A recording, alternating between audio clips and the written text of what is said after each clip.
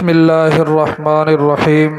السلام علیکم ورحمۃ اللہ وبرکاتہ۔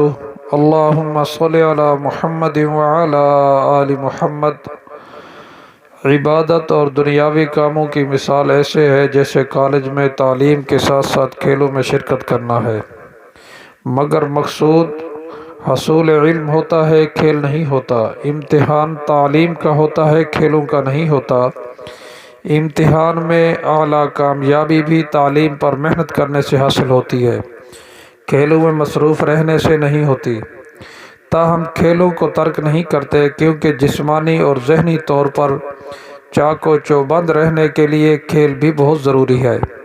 اسی طرح انسان دنیا میں عبادت کے لیے پیدا ہوا ہے، اگرچہ اسے دنیاوی کام بھی سر انجام دینے ہیں اور ان کو ترک نہیں کرتا، مگر محشر کے امتحان میں اعمال کا وزن کیا جائے گا، مال و دولت کا نہیں۔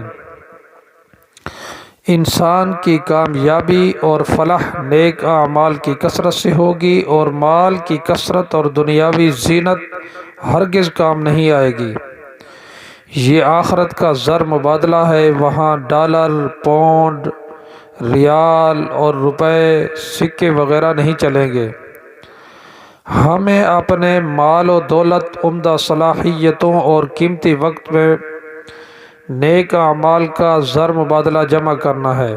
فی زمانہ ان کے ضیاع کی وجہ سے ہم آخرت کی دولت سے محروم ہو رہے ہیں۔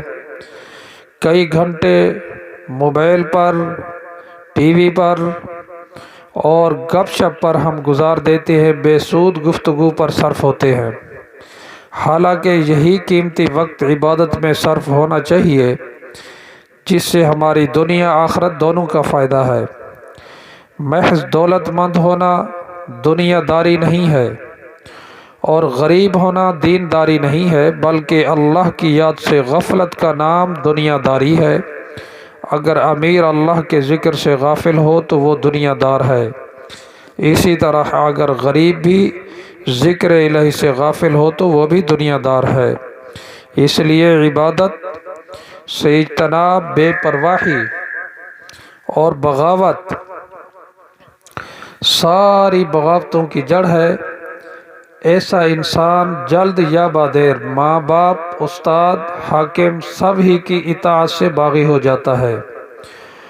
وہ اپنے ذاتی مفاد کے لیے سب کچھ کر گزرتا ہے، اس کے کوئی اصول زندگی نہیں ہوتے۔ وہ ہر برائی، مار دھاڑ اور خون ریزی کر سکتا ہے، وہ اپنی اسلامی ملک کے خلاف تخریب کاری کا مرتکب بھی ہو سکتا ہے۔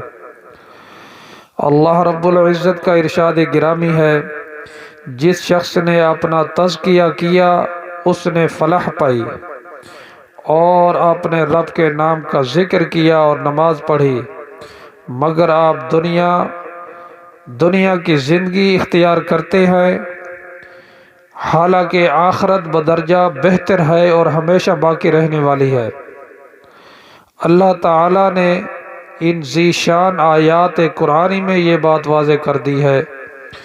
اللہ کے نام کا ذکر کرنے اور نماز پڑھنے سے انسان کے نفس کا تزکیہ ہوتا ہے، اور فلاح کامیابی کے لیے تزکیہ ضروری ہے۔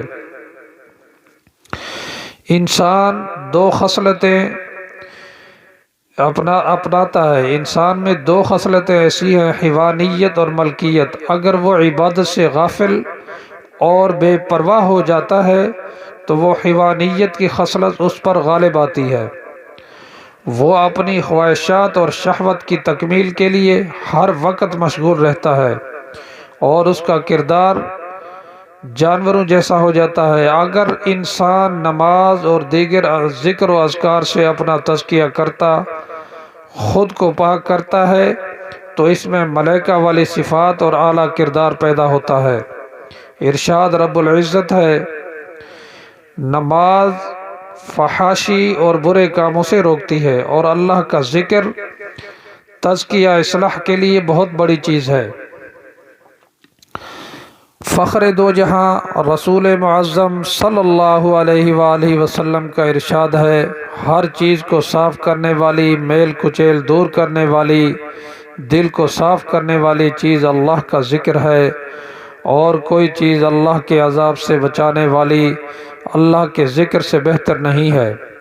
صحابہ نے عرض کیا اللہ کے راہ میں جہاد کرنا بھی نہیں ہے؟ آپ صلی اللہ علیہ وآلہ وسلم نے فرمایا نہیں، اگرچہ جہاد کرنے والے کی تلوار جہاد کرتے ہوئے ٹوٹ جائے۔ اس حدیث سے جہاد کی اہمیت کم نہیں ہوتی، بلکہ مجاہد کو جہاد کے ساتھ ذکر کرنے کی تلقین کی گئی ہے، جیسا کہ قرآن حکیم میں دوسری آیات سے ثابت ہے۔ اکثر مسلمان دنیا کی زندگی کو مقدم رکھتے ہیں، حالانکہ یہ زندگی بالکل عارضی ہے اور ناپائیدار ہے، اور اخروی زندگی کو بھلا دیتے ہیں، حالانکہ وہ کروڑوں درجہ بہتر ہے اور ہمیشہ ہمیشہ کے لیے ہے۔ اس ذہنی انتشار اور دنیاوی استغراق کے سبب وہ عبادت سے بے پرواہ اور غافل ہو جاتے ہیں، حالانکہ اللہ کے ذکر سے دل صاف ہوتا ہے، گناہ مٹ جاتے ہیں اور عذاب سے نجات حاصل ہوتی ہے۔ اس کے ساتھ شیطانی وسوسوں سے بچنے کے لیے آپ کو ایک وظیفہ بتاتا ہوں۔ اللہ پاک آپ کو ذکر اذکار کرنے کی، وظائف کرنے کی توفیق عطا فرمائے اور نماز کی پابندی کرنے کی توفیق عطا فرمائے۔ جو شخص روزانہ المقسطو، یہ اس اسم مبارک کو پڑھے گا، المقسطو، انشاءاللہ وہ شیطانی وسوسوں سے محفوظ رہے گا۔ اور اگر کسی خاص اور جائز مقصد کے لیے 700 مرتبہ اس اسم مبارک کو پڑھیں، انشاءاللہ وہ مقصد حاصل ہو۔ اس کے علاوہ کسی رنج میں اگر مبتلا ہوں، ہر روز 70,000 مرتبہ اس اسم مبارک کو پڑھیں، انشاءاللہ رنج سے نجات پائیں گے۔ جو کوئی اس اسم کو 100 بار پڑھے، شیطان کے شر اور وسوسوں سے بے خوف ہو جائے گا۔